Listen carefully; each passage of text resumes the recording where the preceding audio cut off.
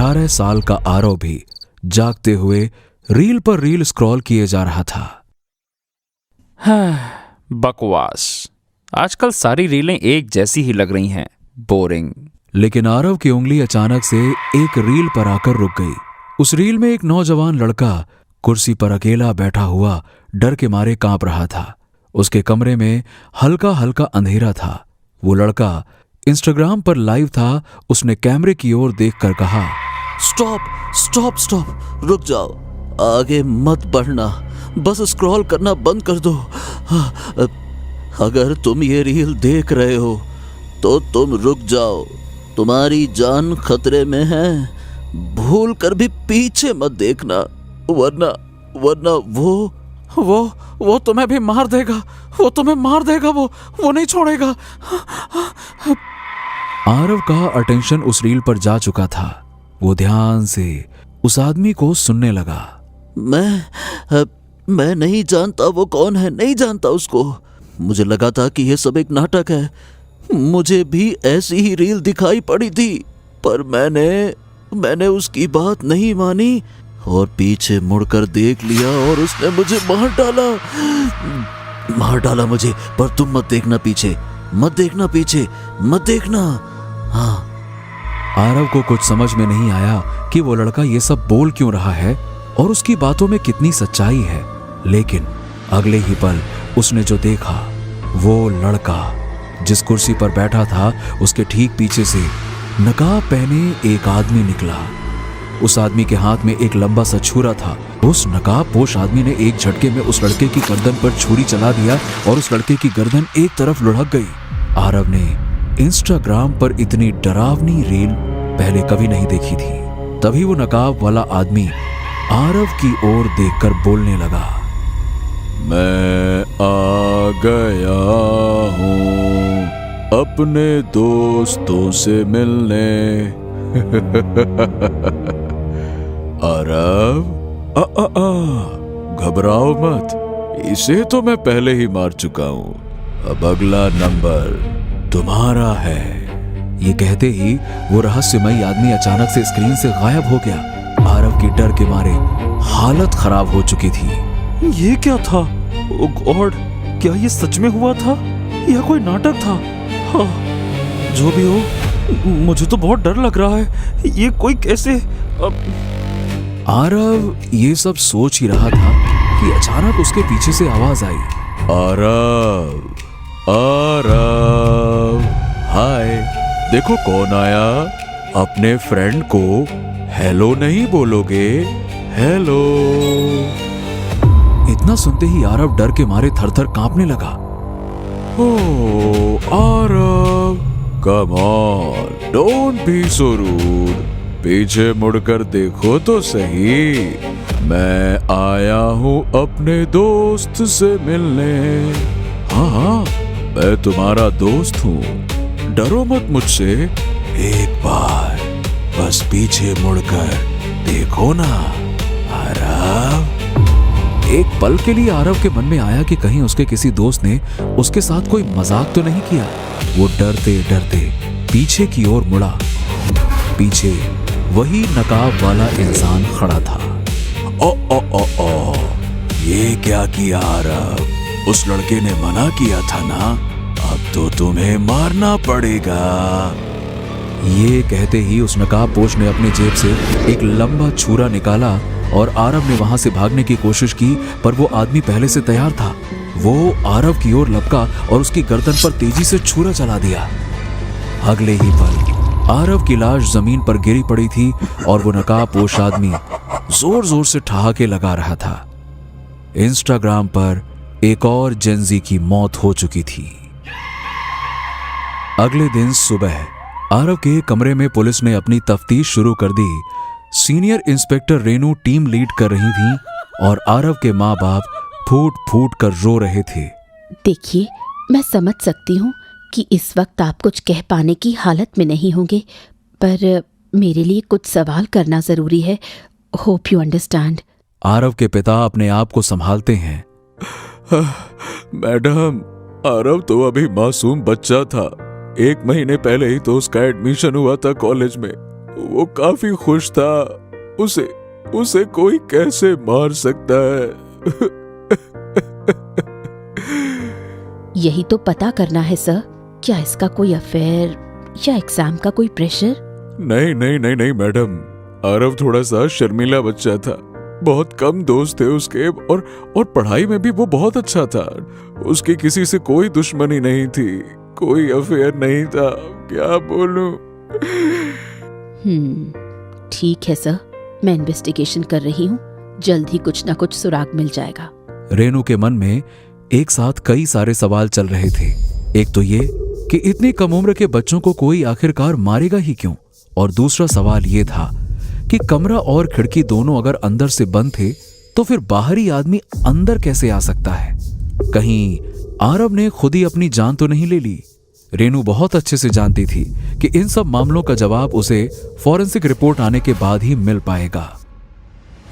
रेनू को forensic report मिलने में 2 दिन लग गए, पर जब वो फॉरेंसिक लैब पहुंची तो फॉरेंसिक साइंटिस्ट सक्सेना की रिपोर्ट ने उसे हिला कर रख दिया।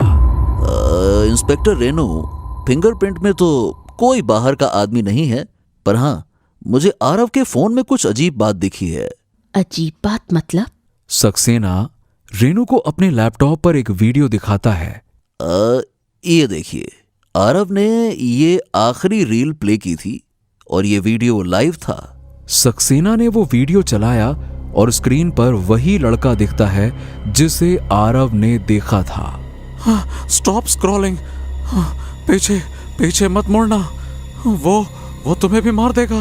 वो तुम्हें भी मार देगा वो। सक्सेना, ये तो किसी फिल्म का सीन लग रहा है। तुम्हें इसमें क्या अजीब दिखा?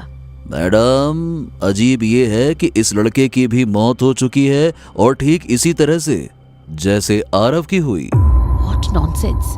ऐसा कैसे हो सकता है? ऐसा हुआ है मैडम, मैंने पता करवाया।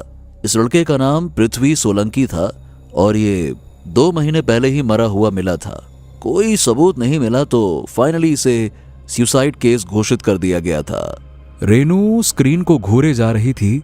कुछ तो ऐसा था जो उसे समझ नहीं आ रहा था। 1 मिनट, अगर ये लड़का पृथ्वी सोलंकी 2 महीने पहले मर चुका था तो फिर कल ये लाइव वीडियो किसने बनाया? सक्सेना खामोशी से रेनू के चेहरे को देखता रहा। मैडम, इस सवाल का जवाब तो मुझे भी चाहिए।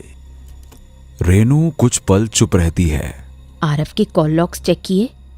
हाँ जी मैडम, लास्ट डायल नंबर वो क्या था? हाँ, वो तृप्ति नाम की लड़की का है।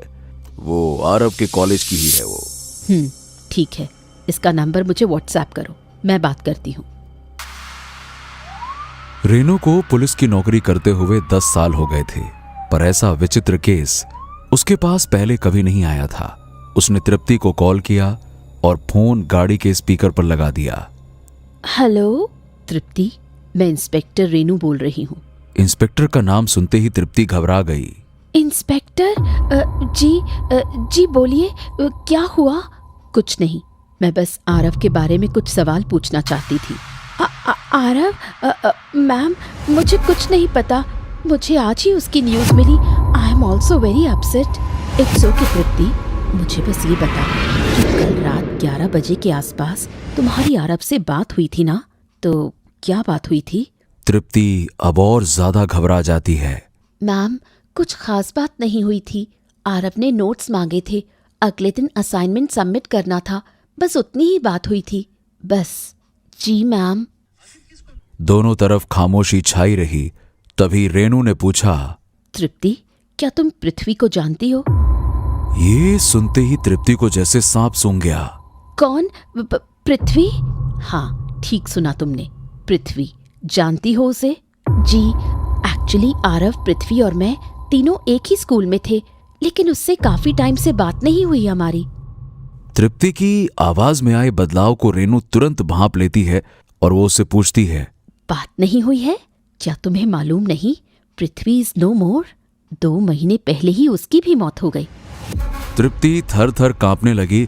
उसने तुरंत बहाना बनाया, मैम, एक्चुअली मुझे कोचिंग के लिए लेट हो रहा है। मैं आपसे बाद में बात करती हूँ, बाय। रेनू जानती थी कि तृप्ति उससे कुछ छुपा रही थी, पर वो ये नहीं जानती थी कि तृप्ति पर भी भारी मुसीबत आने वाली है। रात हो गई थी। तृप्ति को नींद नहीं आ रही थी। बार बार रेनू के सवाल उसे खाए जा रहे थे। उसने अपना मोबाइल निकाला और इंस्टाग्राम पर रील देखने लगी, पर तभी उसे वो दिखा जिसकी वो कभी कल्पना तक नहीं कर सकती थी। उसके सामने अचानक से आरव की रील आ गई। वो ठीक पृथ्वी की तरह कुर्सी पर बैठा डर के मारे कांप रहा था। उसने कांपते होठों से कहा, स्टॉप, रुको, आगे मत बढ़ना, तुम्हारी जान खतरे में है। तृप्ति की हालत खराब हो गई। मेरी पूरी बात सुनो, पीछे भूल कर भी मत मुड़ना, वरना वो तुम्हें भी मार डालेगा।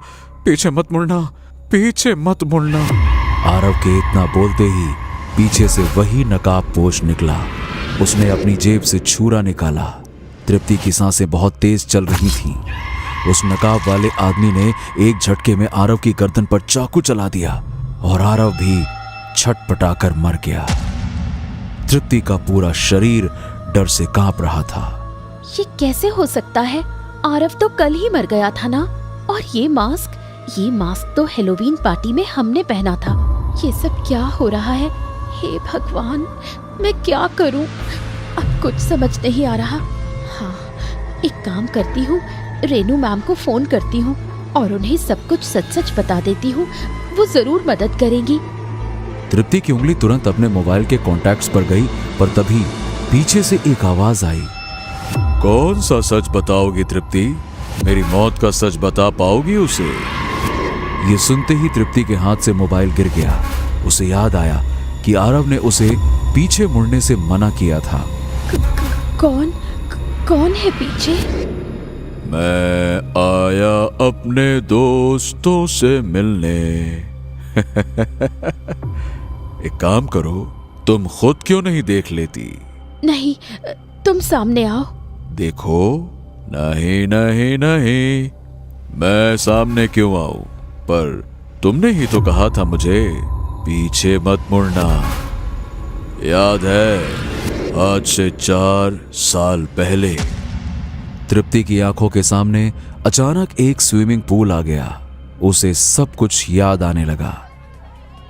उस रात हेलोवीन पार्टी थी। रोहन थोड़ा डरपोक था, इसीलिए वो सबसे दूर स्विमिंग पूल की तरफ चुपचाप अकेला खड़ा था। तभी तृप्ति, आरव और पृथ्वी, ये तीनों चुपके से रोहन के पीछे आकर खड़े हो गए। तीनों ने डरावना मास्क पहन रखा था और उनके हाथों में नकली चाकू था। पृथ्वी ने रोहन से कहा, स्टॉप, रुक जाओ, अब पीछे मत मुड़ना, वरना मारे जाओगे। रोहन बेचारा बहुत ही डरपोक था। उसे मिर्गी के दौरे भी आते थे। वो डरते हुए पीछे मुड़ा और सामने भयानक मास्क और चाकू देखकर वो बुरी तरह से घबरा गया और हड़बड़ाकर स्विमिंग पूल में गिर गया। सब हंसने लगे, पर किसी को पता नहीं था कि रोहन को तैरना नहीं आता। वो डूबने लगा, चिल्लाने लगा, बचाओ, मुझे तैरना नहीं आता, प्लीज हेल्प मी, मुझे बाहर निकालो। रोहन की ये हालत देखते ही वो तीनों घबरा गए। किसी को समझ ही नहीं आया कि हो क्या रहा है। वो डर गए कि कहीं उन्हें कोई देख ना ले। वो तीनों वहां से भाग गए, पर बेचारा रोहन उसी स्विमिंग पूल में डूबकर मर गया। सब यही जानते थे कि रोहन की मौत मिर्गी की वजह से हुई थी। तृप्ति समझ गई कि उसके पीछे कौन है। वो धीरे से पीछे मुड़ी। उस नकाबपोश ने धीरे से अपना मास्क उतारा। तृप्ति के सामने रोहन खड़ा था। ये देखते ही तृप्ति की आंखों से आंसू निकल गए। वो जानती थी कि आगे उसके साथ क्या होने वाला है। उसे अपनी गलती की सजा मिलने वाली थी। उसने अपनी आंखें बंद कर ली। रोहन उसके पास आया और उसकी गर्दन पर चाकू रख दिया। मैं मजबूर हूं तृप्ति, जब तक मैं अपना बदला पूरा न कर लूं, मेरी आत्मा को मुक्ति नहीं मिलेगी। ये कहते ही रोहन ने तृप्ति की गर्दन पर तेजी से चाकू चला दिया और तृप्ति भी वहीं तड़प तड़प कर मौत की आगोश में सो गई। अगले ही पल रोहन की रूह आकाश में समा गई। रोहन मुक्त हो गया। दुनिया और रेनू भी ये कभी नहीं जान पाएंगे कि एक छोटे से मजाक ने कैसे 4 नौजवानों की जान ले ली थी।